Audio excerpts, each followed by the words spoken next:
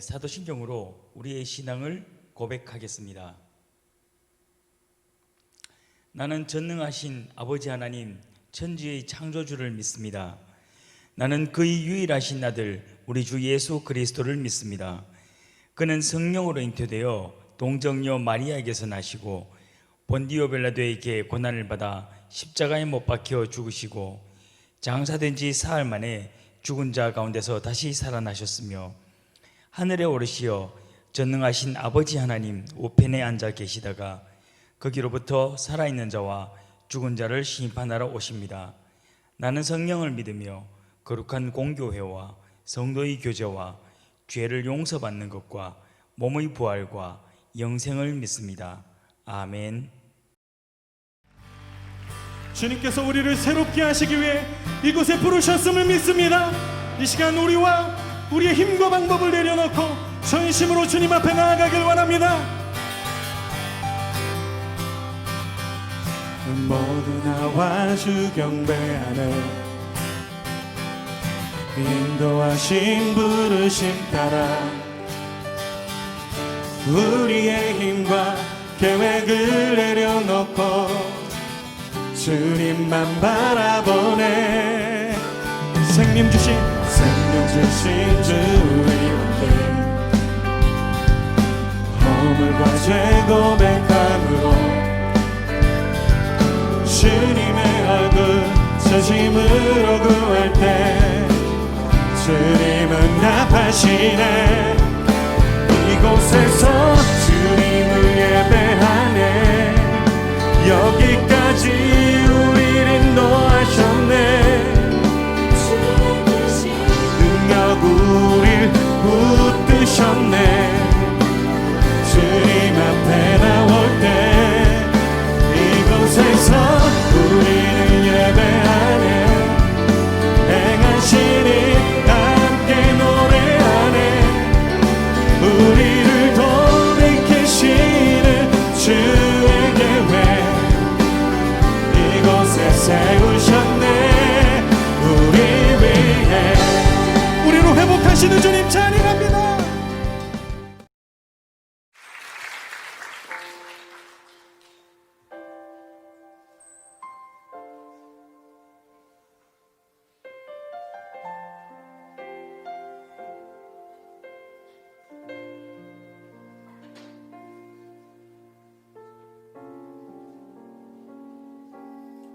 거친 바다 바라볼 때 큰 두려움에 나 잠기고 모든 소망 사라지네. 나의 마음 무너져 거센 폭풍 가운데 주 사랑이 들리니 나의 작은 발걸음 주를 향해 내딛네. 깊은 곳에 나아가 내 발을 띠네. 주령만 내려놓고 깊은 곳에 나아가 내 발을 띠네.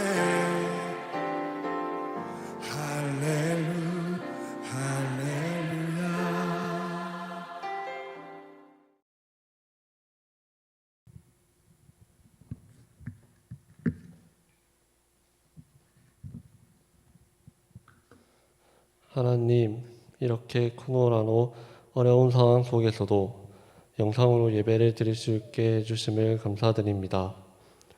아직 코로나로 인해 힘들고 어렵지만 하나님을 믿는 마음과 말씀을 놓지 않고 살아가게 해주세요. 그리고 우리가 코로나로 인해 우리의 삶은 자유로울 수는 없지만 항상 말씀 안에서 자유로울 수 있는 그런 중고등부, 청년부가 될 수 있게 해주세요. 그리고 정말로 기대하고 있었던 수련회가 연기가 되었는데 이 상황을 통해서 우리 중고등부, 청년부 공동체가 더욱더 기도로 수련회를 준비해서 이 수련회가 더 좋고 뜻깊은 수련회로 만들어갈 수 있게 해주세요. 그리고 전도사님께서 말씀 전하실 때 이 말씀들을 듣고 기억을 하여서 우리가 살아가는 삶 속에서도 이 말씀들을 붙잡고 살아갈 수 있도록 해주시고 항상 어떤 상황 속에서도 하나님께서 함께 하신다는 것을 믿으며 나아갈 수 있도록 해주세요. 예수님 이름으로 기도드립니다. 아멘.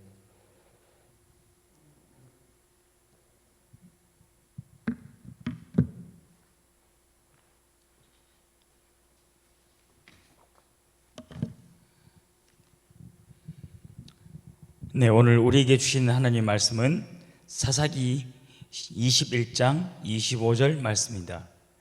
사사기서 21장 25절 말씀입니다.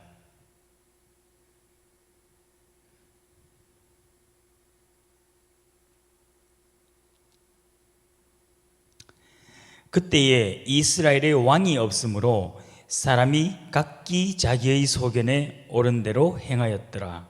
아멘. 네, 오늘 말씀은 사사들의 행적이라는 제목입니다. 그리고 오늘 우리가 함께 읽은 이 말씀은 사사기서에서 가장 마지막에 기록된 구절입니다. 그 구절의 내용은 결국 사사시대에는 왕이 없었기 때문에 사람들이 각자 자기의 소견에 옳은 대로 행동하였다라고 기록을 하면서 사사시대 전체를 평가하고 있습니다. 그럼 우리는 이런 생각이 들 수 있습니다. 도대체 사사시대에는 사람들이 어떤 행동을 하였길래 사람들이 각자 자기 생각대로 행동하였는가라고 기록하였는지 우리가 생각을 해볼 수 있습니다. 그래서 여기에 대해서 우리가 한번 살펴보고자 합니다. 첫째, 이스라엘 백성들은 하나님을 기억하지 않으면서 이방신을 섬기고 이방의 문화를 따랐을 뿐만 아니라 자신들을 구원한 사사의 집안을 돌보지도 않았습니다. 자, 이런 이 내용을 가지고서 우리가 사사기에 나타난 본문들을 살펴보겠습니다. 먼저 사사기 3장 5절에서 6절 말씀입니다. 그러므로 이스라엘 자손은 가나안 족속과 헷 족속과 아모리 족속과 브리스 족속과 히위 족속과 여부스 족속 가운데에 거주하면서 그들의 딸들을 맞아 아내로 삼으며 자기 딸들을 그들의 아들들에게 주고 또 그들의 신들도 섬겼더라.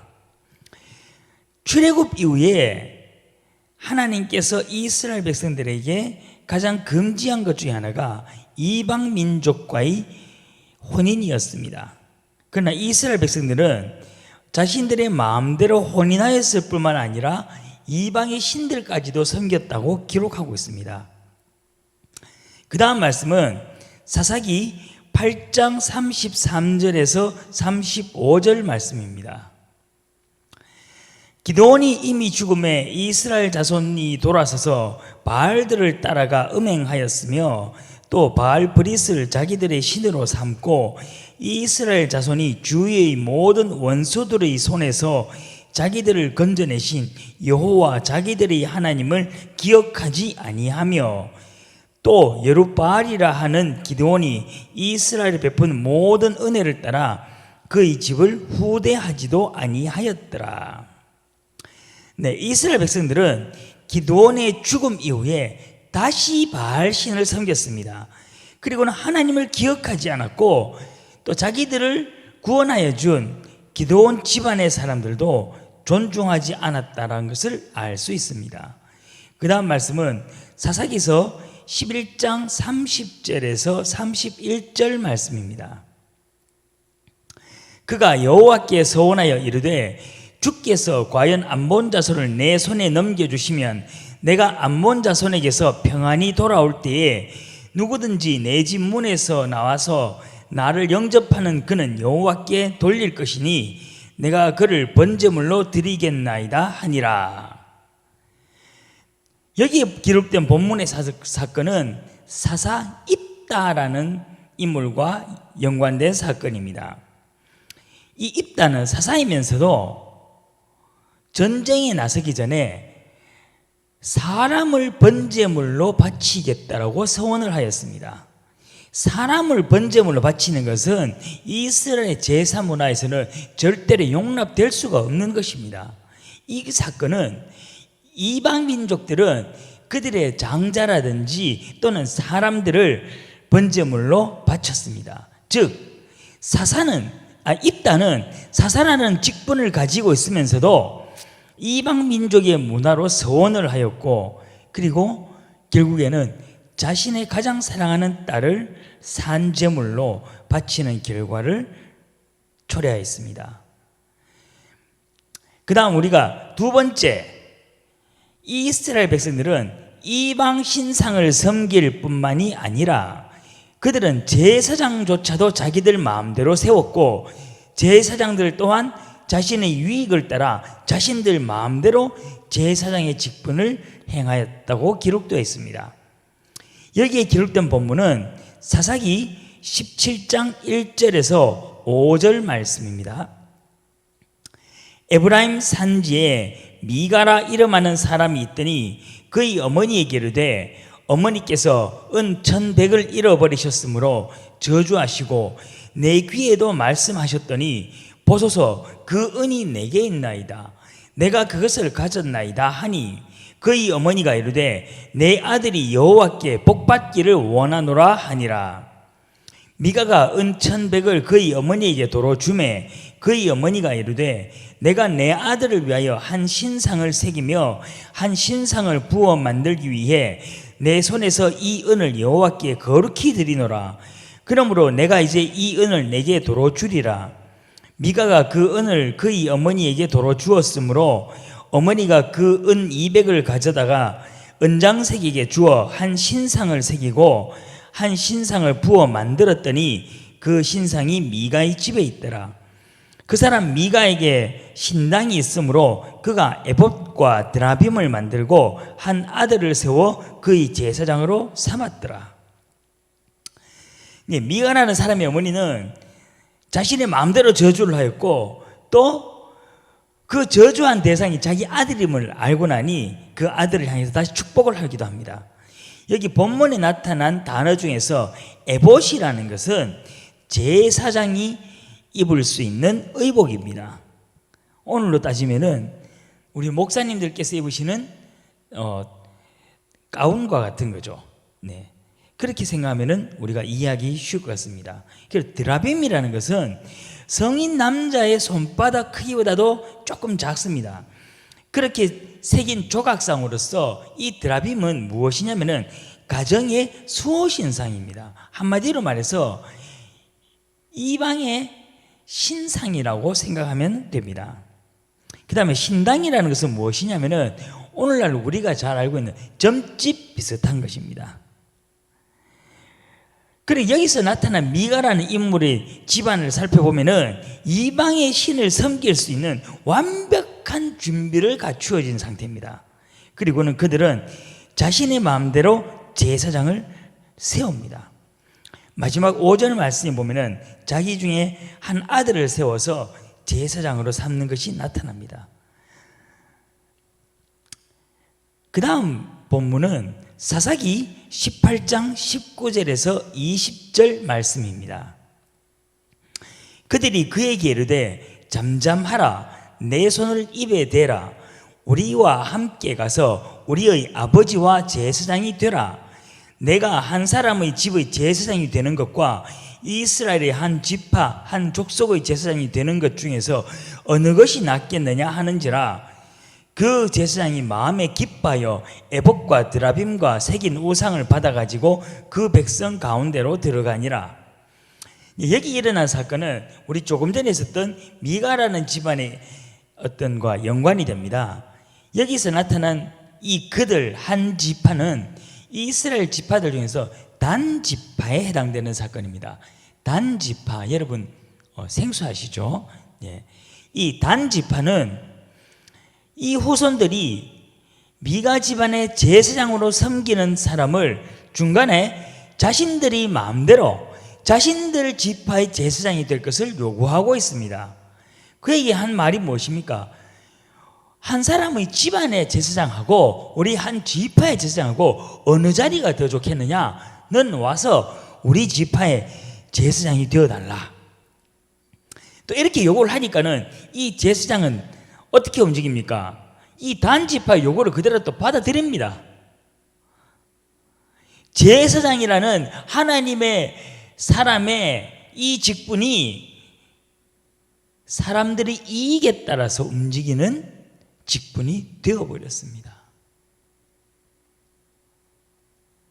여기에 대해서 우리는 많은 생각을 할 필요가 있습니다. 그 다음 세 번째, 이스라엘 민족은 하나님께서 가장 중요하게 생각한 생명에 대한 존중의 마음조차도 없었습니다. 가장 중요한 것이, 성경에서 가장 중요하게 생각하는 것은 생명의 존중입니다. 그 이유가 무엇입니까? 생명은 하나님께 달린 것이기 때문이다.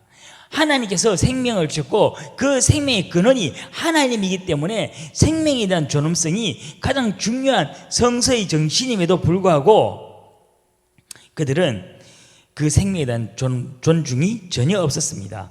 사사기 9장 4절에서 6절을 함께 읽겠습니다. 바알브릿 신전에서 은 70개를 내어 그에게 주매 아비멜렉이 그것으로 방탕하고 경박한 사람들을 사서 자기를 따르게 하고 오브라에 있는 그의 아버지의 집으로 가서 여룻바알의 아들 곧 자기 형제 70명을 한 바위 위에서 죽였으되 다만 여룻바알의 막내 아들 요담은 스스로 숨었으므로 남으니라. 세겜의 모든 사람과 밀로 모든 족속이 모여서 세겜에 있는 상수리나무 기둥 곁에서 아비멜렉을 왕으로 삼으니라. 네, 기드온의 아들 중에 한 사람이 미리 이 계획을 알고 쓰면 요담을 제외하고는 다른 모든 형제를 죽이고 자신이 지도자의 자리에 오르는 사건이 일어나게 됩니다. 더군다나 이 아들이 누구냐? 바로 이스라엘 민족을 구원했던 기드온이라는 사사의 아들입니다. 성직자의 아들이 자신이 이스라엘 민족의 한 지도자가 되기 위하여서 자기의 70명이 되는 형제들을 모두 죽이는 사건이 일어나게 됩니다. 그 다음 말씀을 함께 보겠습니다. 사사기 18장 27절과 30절의 말씀입니다. 단 자손이 미가가 만든 것과 그 제사장을 취하여 라이스에 이르러 한가하고 걱정 없이 사는 백성을 만나 칼날로 그들을 치며 그 성읍을 불사르되 단 자손이 자기들을 위하여 그 새긴 신상을 세웠고 모세의 손자요 게르솜의 아들인 요나단과 그의 자손은 단 지파의 제사장이 되어 그 땅 백성이 사로잡히는 날까지 이르렀더라. 네, 이 당시의 단 지파는 아직 가나안 정복이 완전히 끝나지 않았기 때문에 그들의 지파는 아직까지 정착할 땅이 없었습니다. 이들은 그 땅을 얻기 위해서 그들이 지나다니면서 그들보다 힘이 약한 성읍을 만나며 마음대로 약탈하면서 생활을 하였다라고 기록하고 있습니다. 또 이들은 자신들의 의지대로 제사장을 얻었던 지파이기도 합니다. 그 다음은 사사기 20장 6절과 48절 말씀을 함께 읽겠습니다. 내가 내 첩의 시체를 거두어 쪼개서 이스라엘 기업의 온 땅에 보냈나니 이는 그들이 이스라엘 중에서 음행과 망령된 일을 행하였기 때문이라. 이스라엘 사람이 베냐민 자손에게로 돌아와서 온 성읍과 가축과 만나는 자를 다 칼날로 치고 닥치는 성읍은 모두 다 불살랐더라. 이 사건의 주인공이 되는 지파는 베냐민 지파입니다. 베냐민 지파는 여러분이 조금 많이 들어보지 않았나요? 베냐민, 요셉의 막내 동생이기도 하였고 또 사울 왕이 속한 지파이기도 합니다. 자, 이 베냐민 지파가 어떤 일을 행했냐면은 자신들의 욕심을 채우기 위해서 그들이 땅에 거주하던 지나가던 한 레위인의 아내를 겁탈하고 그를 죽음에 이르게 만듭니다. 자기 동족의 지파에, 그것도 레위인의 아내. 레위인은 어떤 지파입니까? 이스라엘에서 하나님께 예배를 드리고 제사를 도와주는, 그 제사를 주관하는 지파가 레위 지파입니다. 그 레위 지파의 사람의 아내를 그들이 욕보이고 죽음에 이르게 만듭니다. 이것은 베냐민 지파 이스라엘이 자기 민족, 자기 동족조차의 그들의 생명도 가볍게 여겼다라는 증거입니다. 뿐만 아니라 근데 이제는 이 아내를 잃은 이 레위 지파 사람도, 레위인도 그 행동이 충격적입니다. 6절에 보면은 내 첩의 시체를 거두어 쪼개서 이스라엘 기업의 온 땅에 보내었다라는 말씀의 의미는 무엇이냐면은 그 죽은 자기 아내의 시신을 토막 내어서 그 각 토막을 12지파로 보내었다라는 겁니다.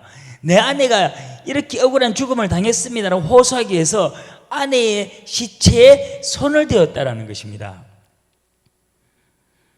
오늘날도 이 정도 일이 일어난다면 우리가 용납할 수가 없는 그러한 일입니다. 그런데 이 레위인은 그가 그런 일을 행하였습니다. 그리고 이것은 구약의 정결법에서도 시체를 가까이 하지 말라라고 했고 아내라 할지라도 그걸 멀리하라고 했던 이 정결예법 자체도 어긴 행위이고, 그러나 우리가 상식적으로 정결예법이 아니더라도 도저히 용납할 수 없는 그런 행동입니다. 자기 아내의 시신을 토막내어서 각 지파들에게 보낸다라는 것. 그들은 이만큼 하나님의 뜻과 하나님이 그들에게 말씀했던 것들과 전혀 관계없는, 그리고 생명에 대한 존중, 그 다음에 하나님의 말씀, 그 어떤 것조차 그들은 중요하게 생각하지 않고 자기들 마음대로 생활하였습니다. 이제 마지막 네 번째는 이스라엘 민족은 하나님께 드리는 제사조차도 자신들의 목적이 이루기 위한 수단으로 삼았습니다. 사사기 21장 1절에서 4절 말씀을 함께 읽겠습니다. 이스라엘 사람들이 미스바에서 맹세하여 이르기를 우리 중에 누구든지 딸을 베냐민 사람에게 아내로 주지 아니하리라 하였더라. 백성이 베델에 이르러 거기서 저녁까지 하나님 앞에 앉아서 큰 소리로 울며 이르되 이스라엘의 하나님 여호와여, 어찌하여 이스라엘에 이런 일이 생겨서 오늘 이스라엘 중에 한 지파가 없어지게 하시나이까 하더니 이튿날에 백성이 일찍 일어나 거기에 한 제단을 쌓고 번제와 화목제를 드렸더라. 네, 이 사건은 이제 아까 위에 있었던 베냐민 지파의 만행과 연결이 되는 사건입니다. 베냐민 지파가 레위인의 아내를 죽였다는 이 소식을 듣고 이스라엘 모든 지파는 이제 어떻게 맹세했냐면은 우리는 이제는 다시는 베냐민 지파와는 결혼하지 않겠다. 그에게는 어떤 딸도 아내로 주지 않겠다라고 이들이 맹세를 합니다. 그러면서 그들이 이제 베냐민 지파에서 그러니까는 결혼을 할 사람이 없게 됩니다. 이제 이스라엘 민족 중에서 아무도 딸들을 주지 않으니까 결혼할 수가 없게 되자 이 베냐민 지파가 이제는 뭐 하게 됩니까? 결혼을 못하면 자녀를 못 낳으니까는 사라지게 되겠죠. 그래서 백성이 일찍이 제단을 쌓고 번제와 화목제를 드립니다. 그러나 그들은 끝까지 자신들의 딸들을 베냐민 지파에 주지 아니하였고, 베냐민 지파는 결국은 어디 이방 민족에서 지나다니는 사람들을 납치해서 결혼을 하는 이로 참담한 내용들이 나타나게 됩니다. 사사기 시대 동안 이스라엘 민족은 지도자인 사사들로부터 또는 일반 백성 또는 한 지파 전체에까지 모두가 자신들의 뜻대로 행하였다는 것을 우리가 알 수 있습니다. 이방 신을 섬기고 이방 문화를 즐기는 것은 이거는 너무 당연한 것이고, 그것을 넘어서서 이 이방의 문화가 이스라엘 민족 깊숙이 스며들어서 이스라엘 민족의 정신을 지배하고 그들의 삶 자체를 완전히 지배한 것입니다. 여러분이 생각하기에 과연 이런 이스라엘 백성들이 하나님의 백성이라고 생각할 수 있겠습니까? 하나님의 백성은 하나님의 뜻을 이루기 위하여 살려고 노력하는 백성들입니다. 물론 아무리 노력하더라도 죄를 지을 수도 있고 또는 사소한 잘못을 저지를 수도 있습니다. 중요한 것은 그 죄와 그 잘못으로부터 돌이킬 수 있는 마음이 우리에게 필요한 것입니다. 그러나 사사시대의 이스라엘 백성들의 삶을 돌이켜보면 그 누구 한 사람도 하나님의 뜻을 묻는 사람도 없었고 하나님의 뜻을 살핀 사람이 없었습니다. 이로 인하여 민족 전체가 사사시대라는 그 오랜 세월 400년에서 600년에 해당되는 그 세월들을 자신의 뜻대로 삶을 살아갔다라는 것입니다. 최근 우리나라는 정광훈 목사와 또는 함께 사랑제일교회의 무분별한 행동을 해서 사회적으로 큰 이슈가 되고 있습니다. 여러분들도 그 이야기들을 들었을 것이고 여러분은 나름대로 생각도 하고 때로는 욕도 했을 것이고 왜 정광훈 목사 때문에 왜 우리가 수련회를 못하게 됐다라든지 이런 불평만이 나와줄 수도 있을 것이고 여러분들이 자유롭게 그들을 평가하고 비판했을 것입니다. 그러나 여러분에게 묻고 싶습니다. 여러분의 삶은 어떠합니까? 이스라엘 백성들처럼 정말로 자기의 뜻대로 자기의 마음대로 삶을 살고 있습니까? 아니면은 우리의 삶 속에서 정말 하나님께서 나를 통해서 어떤 뜻을 드러낼 것인가를 고민하면서 살고 있습니까? 우리는 오늘 사사기에 읽을 땐 이스라엘 백성들의 잘못을 바라보면서 야, 이들이 이렇게 악한 짓을 했네. 그리고 우리 눈앞에 펼쳐졌던 정광훈 목사와 사랑제일교회를 향해서 야, 저들이 어떻게 이런 행동을 할 수 있는가라고 비판하기 전에 우리 스스로를 돌아볼 수 있어야 됩니다. 나는 과연 그리스도인답게 생각하고 있는가? 나는 과연 그리스도인답게 행동하고 있는가? 나는 과연 그리스도인답게 살기 위해서 그리스도인의 가치관에 대해서 고민하고 있는가? 우리가 잘못된 모습을 보여주는 다른 사람을 향해 비난의 눈길을 돌리기는 너무나 쉽습니다. 그러나 우리는 그 사건들을 통해서 우리 자신을 돌볼 수 있어야 됩니다. 자기 자신을 성찰하는 고민이 끊어진다면 우리의 삶이 언제 어느 순간 사사시대 이스라엘 민족의 삶으로 바뀔지 모릅니다. 하나님을 믿는 사람은 하나님을 믿기 때문에 구별되고 교회는 교회이기 때문에 거룩한 것이 아닙니다. 하나님을 믿는 사람은 언제 어디서나 어떤 순간에서도 하나님의 뜻을 구별하기 위하여 고민하면서 살아갈 때에 하나님의 구별된 사람이 될 수 있고, 교회는 교회답게 교회의 역할을 이루기 위하여 고민하면서 나아갈 때 하나님의 인도하심을 인하여 교회가 거룩해질 수 있는 것입니다. 과거 2차 대전 당시 아주 소수의 고백교회를 제외한 모든 독일 교회는 히틀러를 추종하고 그를 뒤따랐습니다. 후일 역사는 히틀러와 독일 교회를 어떻게 평가하고 있습니까? 그러나 우리가 동일한 상황에 처해진다면 우리가 독일 교회처럼 행동하지 않는다라고 장담할 수 있겠습니까? 많은 교회들은 우리나라 역사의 과거 군부 독재 때 침묵을 지켰습니다. 이것이 우리나라의 교회의 안타까운 역사 중에 한 장면입니다. 여러분, 우리는 우리의 삶을 끊임없이 고민하고 정말 그리스도인의 살기 위해서 노력해야만 합니다. 우리 이 예배를 함께 드리는 중고청년부, 그리고 또 중고청년부에 소속되지 않았어도 함께 드리는 정말 우리 모두는 이 혼란한 시대에 바른 성경적 삶을 살아가기를 위하여 함께 고민하고 함께 노력하기를 우리 주 예수 그리스도의 이름으로 기도드립니다. 다 함께 기도드리겠습니다. 하나님, 우리의 시대에 과연 바른 가치관이 무엇입니까? 우리에게 지혜를 허락하여 주시옵소서. 우리로 하여금 사사기에 기록된 이 사사시대의 사람들처럼 우리들의 마음대로 하나님을 믿고 하나님의 뜻을 분별하는 우리가 되지 않게 도와주시옵소서. 정말로 바른 기독교인의 삶을 살아가기 위하여 고민하고 노력하는 우리 모두가 될 수 있게 인도하여 주시옵소서. 이 모든 말씀 우리 주 예수 그리스도의 이름으로 기도드립니다. 아멘. 다 함께 준비한 예물을 하나님께 드리겠습니다.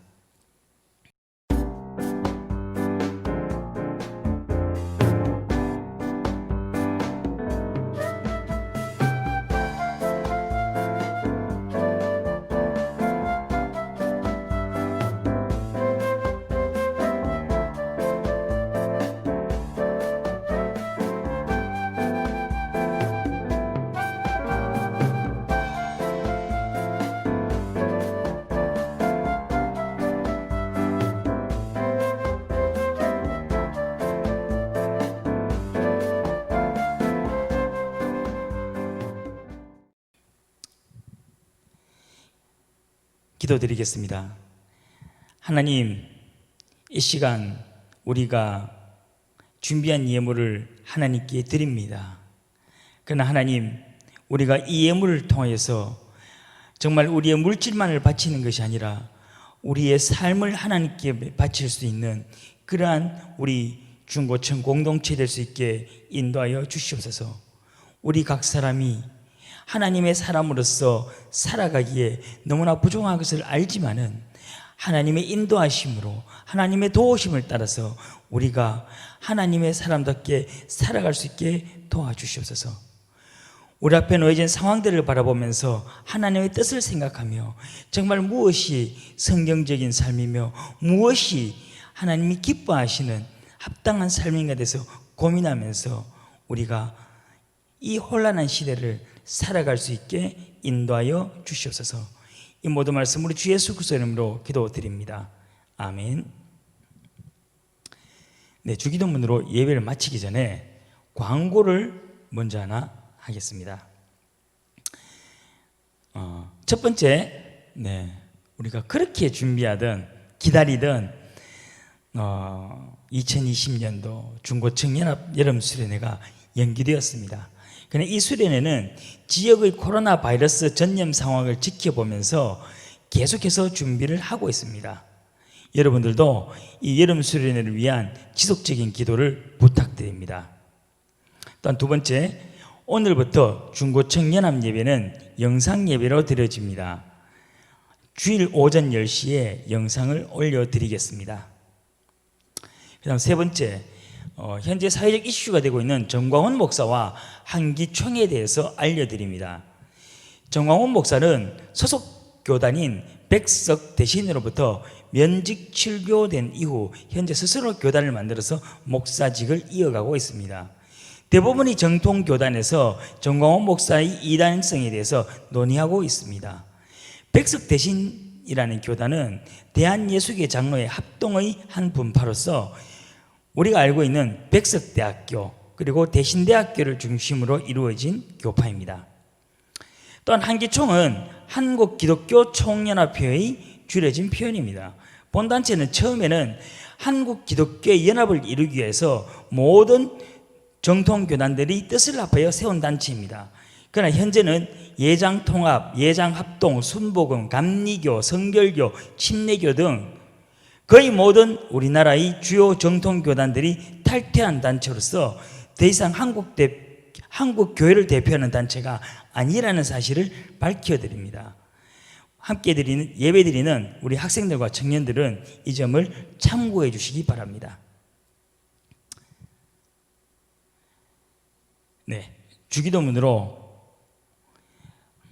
우리의 예배를 마치도록 하겠습니다. 하늘에 계신 우리 아버지, 아버지의 이름을 거룩하게 하시며 아버지의 나라가 오게 하시며 아버지의 뜻이 하늘에서와 같이 땅에서도 이루어지게 하소서. 오늘 우리에게 일용할 양식을 주시고 우리가 우리에게 잘못한 사람을 용서하여 준 것 같이 우리 죄를 용서하여 주시고 우리를 시험에 빠지지 않게 하시고 악에서 구하소서. 나라와 권능과 영광이 영원히 아버지의 것입니다. 아멘.